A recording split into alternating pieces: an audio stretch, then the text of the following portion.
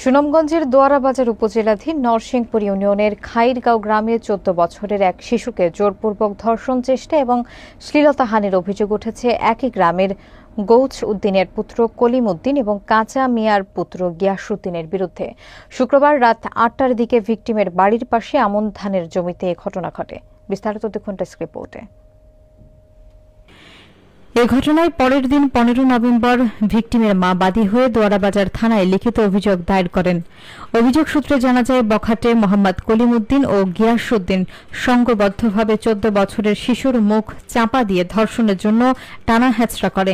শিশুটি আত্মরক্ষায় চিৎকার দিলে তার মুখ চাপা দিয়ে তার উপর অমানবিক নির্যাতন করে। ভিকটিমের পরিবার জানিয়েছে, কলিম উদ্দিন এবং তার সহযোগী ভিকটিমের বসত বাড়ির উঠানে প্রবেশ করে ভিকটিমের মুখে চাপ দিয়ে ধরে তার বসত বাড়ির উত্তর সংলগ্ন বিবাদী কলিম উদ্দিনের আমন ধান খেতে জোরপূর্বক ধরে এলোপাথারি কিলঘুষি লাথি মেরে তার নাকে, মুখে এবং শরীরের বিভিন্ন স্থানে বেদনাদায়ক জখম করে। তার মাথায়, চুলের মুঠিতে এবং পরনের সোলার কামিজে জোরপূর্বক টানা হেঁচড়া করে শ্লীলতাহানি করে। বিবাদীদের ভয়ে চিৎকার করলে তার কান্নাকাটি শুনে ভিকটিমের মা সহ আশপাশের লোকজন দৌড়ে ঘটনাস্থলে গেলে তারা দৌড়ে পালিয়ে যায়। এ সময় তারা ভিকটিমকে বলে, এই বিষয়ে প্রকাশ করলে তাকে প্রাণে হত্যা করবে এবং লাশ গুম করবে বলেও হুমকি দিয়ে চলে যায়। এ বিষয়ে দোয়ারাবাজার থানার অফিসার ইনচার্জ জাহিদুল হক ঘটনার সত্যতা নিশ্চিত করে বলেন, অপরাধীদের বিরুদ্ধে মামলা রেকর্ড করা হয়েছে, দ্রুত সময়ের মধ্যে আসামি গ্রেফতার করা হবে। আশেপাশের মানুষের কাছ থেকে সত্য তো আমরা চাই নিয়ম বিচারটা আমরা পাইতাম।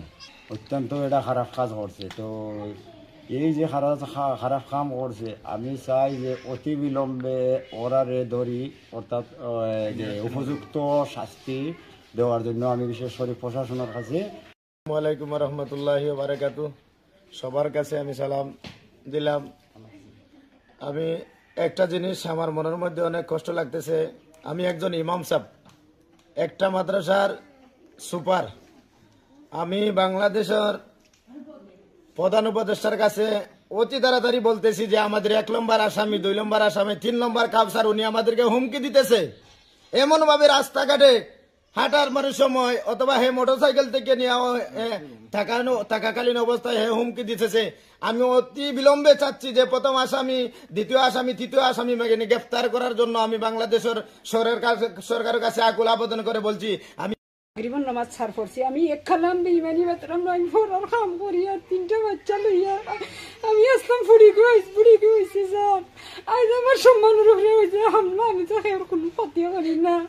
আজ আমার বাচ্চার মান সম্মান মারি আমি